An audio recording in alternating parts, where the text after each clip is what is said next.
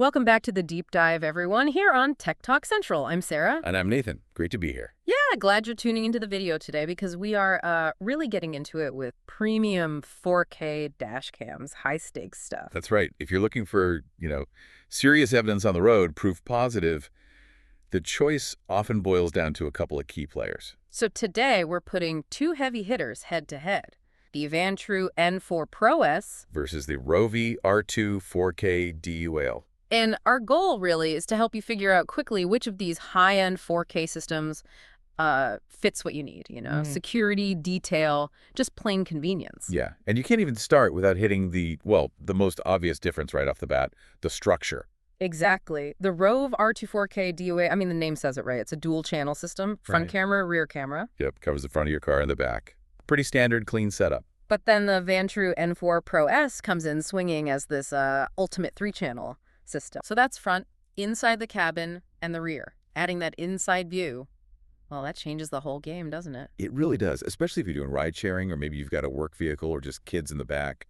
It's a different level of monitoring. Yeah, it's about what kind of awareness you need, just outside, or everything inside and out. Precisely. Okay, let's dig into the resolution then, because 4K can mean different things depending on the setup.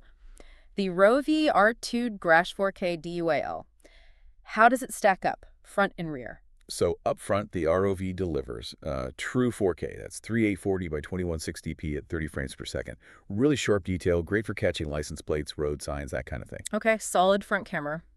And the rear? The rear steps down. It's 1080p, also at 30 fps. Still good, full HD, but not 4K like the front. And the field of view, how wide do they see? Pretty wide angles on both. You get 150 degrees on the front and 140 degrees on the rear.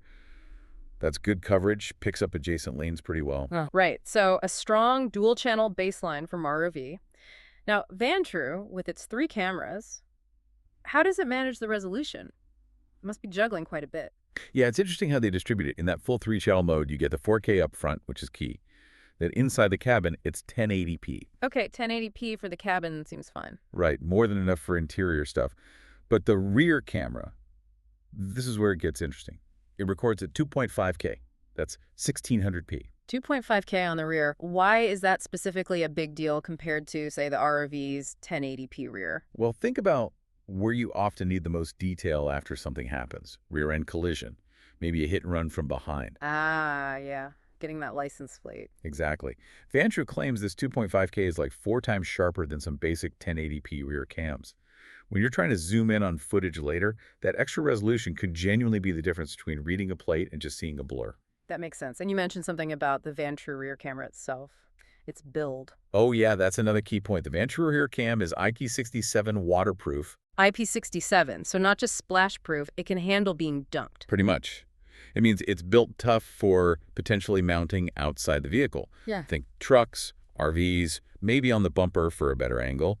It can handle road grime, heavy rain, even getting hit by a pressure washer. Okay, that's a serious durability factor, especially for certain vehicles. Definitely not something you see on every dash cam rear camera. And the Vantrue system has some flexibility too, right? If you don't always need that cabin view. Absolutely. You can switch to just a 4K front and 2.5K rear mode. So 2 channels, but high res on both. And what's the benefit of dropping the inside camera? 2 things, mainly. Less data to record, obviously, but Vantrue says the whole unit runs about 30% cooler in that mode. And keeping electronics cool on a hot dashboard, that's huge for longevity. Always better if it runs cooler. Yeah. Okay, so resolution is one thing, but capturing that detail day and night is crucial. Let's talk sensors. Right. This is the heart of it. And the good news is, both are using the latest generation Sony Starvis 2 sensor tech. Starvis 2. That's kind of the gold standard right now for low light, isn't it? It really is. Big improvement in dynamic range and capturing detail when it's dark compared to older sensors. So if they both use Starvis 2, how are they different in practice? Well, the ROVE R2 4K DUAL uses the Starvis 2, specifically the IMX675 sensor, for its front camera. They combine that with what they call super night vision processing and wide apertures f1.5 front, f1.8 rear to maximize light gathering. It's a strong setup for the front camera's night performance. Okay, focused on the front. And Vantrue. Vantrue takes it. So well, they go all in. They call it triple StarVis 2, Meaning? meaning every single camera front, inside and rear gets a StarVis 2 sensor.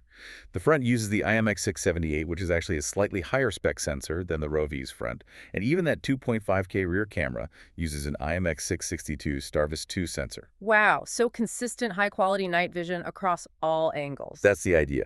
If total security and darkness is your top priority, having that sensor tech on all three views is a pretty big differentiator. And Vantrue has this specific feature, plate picks. What's that about? Sounds like it's focused on license plates. It is. PlatePix is their proprietary tech. It basically combines that StarVis 2 sensor with adaptive HDR high dynamic range.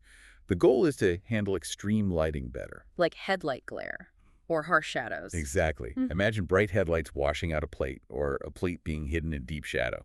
PlatePix is designed to sort of dynamically adjust the exposure in just that area to make the plate readable. And they claim, what was it, double the accuracy? They claim 2x higher license plate recognition accuracy in those really challenging lighting conditions compared to other 4K cams.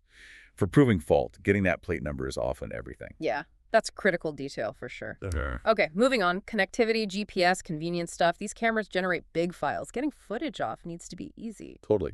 Fast Wi-Fi is pretty much essential. The ROVE R2 4K DOL has what they call ultra-fast 5G Wi-Fi. They claim download speeds up to 20 megabytes per second using their app. 20 MBs? That's pretty quick for pulling down a video clip. Yeah, should make it fairly painless. And Vantrue's Wi-Fi. Vantrue also uses 5 gigahertz Wi-Fi, and they emphasize it's always on for quick connection. They also support over-the-air firmware updates directly via Wi-Fi, claiming it takes just like 15 seconds. OTA updates are nice. Less hassle than using a computer. Definitely a convenience win. Yeah. And both have built-in GPS, naturally. Right, for logging route, location, speed, standard stuff for evidence. That's standard, but essential. Now, Vantrue adds another layer here called mileage statistics. Mileage statistics, what does that do? It tracks things like average speed, max speed, altitude changes, total distance traveled on trips. And the key thing is, it can instantly generate a PDF report of this data. A PDF report. Who's that really for? Is that useful for the average driver? Maybe not for everyone's daily commute. But think about business use. Fleet vehicles, extends tracking, maybe even for insurance purposes after an incident.